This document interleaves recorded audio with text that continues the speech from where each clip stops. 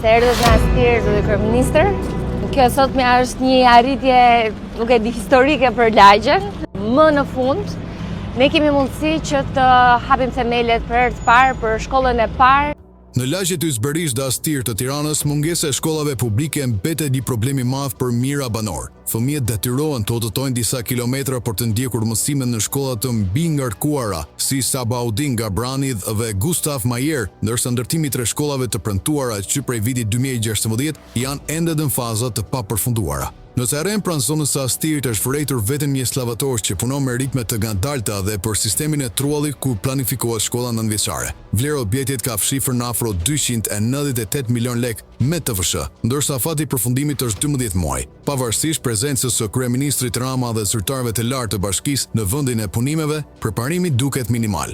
Shkollat e tjera të Ysberistit ekzistojnë vetëm në letër, pasi në vendin e satuar gjën vetëm mbetje ndërtimi dhe ferr.